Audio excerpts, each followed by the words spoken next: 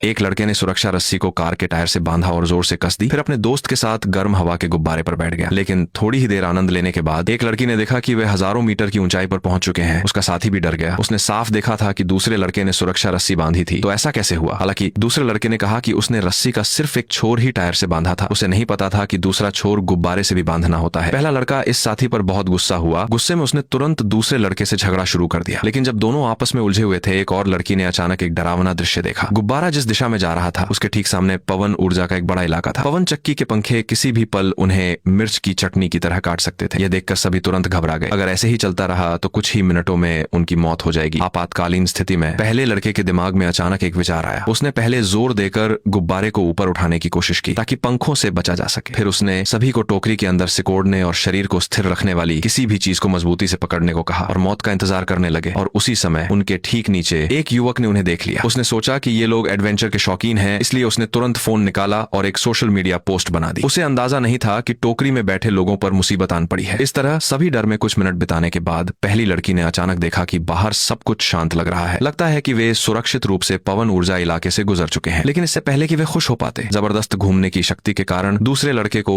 निर्दयतापूर्वक टोकरी से बाहर फेंक दिया गया और उस समय गुब्बारा लगातार ऊपर उठ रहा था। जब सभी होश में आए तो पहली लड़की ने अचानक देखा कि पहले लड़के की जांघ में लकड़ी का एक टुकड़ा घुस गया है। अगर तुरंत पट्टी नहीं की गई तो निश्चित रूप से उसकी मौत हो जाएगी। यह सोचकर उसने बिना समय गंवाए दूसरी लड़की को पास की फर्स्ट एड किट लाने के लिए कहा। सौभाग्य से पहली लड़की ने नर्सिंग की पढ़ाई की थी। अपनी लगातार कोशिशों से उसने आखिरकार पहले लड़के के घाव पर पट्टी बांध दी और उसकी जान बचा ली। लेकिन इससे पहले कि वे होश संभाल पाते, पहली लड़की ने अचानक देखा कि दूसरा लड़का मरा नहीं था। पता चला कि गिरते समय उसने एक रस्सी पकड़ ली थी, इसलिए वह बाल बाल बच गया। दोस्त को जीवित देखकर दोनों लड़कियां बहुत खुश हुईं। दूसरी लड़की ने तुरंत हाथ बढ़ाया और लटक रहे दूसरे लड़के को पकड़ने की कोशिश की, लेकिन दूरी बहुत ज्यादा होने के कारण लगातार कई कोशिशों के बाद भी वो उसे पकड़ नहीं पाई। जब रस्सी फिर से पास आई तो दूसरी लड़की ने डरते हुए देखा कि उसका दोस्त थककर नीचे गिर गया है। अपनी आंखों के सामने दूसरे लड़के की मौत देखकर दूसरी लड़की एक पल के लिए बहुत दुखी हुई। पास की पहली लड़की ने तुरंत सांत्वना दी। अगर दूसरे लड़के की लापरवाही नहीं होती तो वह इस हालत में नहीं होते। ऐसा एक मूर्ख था, मर गया तो मर गया, दुखी होने की जरूरत नहीं है। पहली लड़की की बात सुनकर दूसरी लड़की को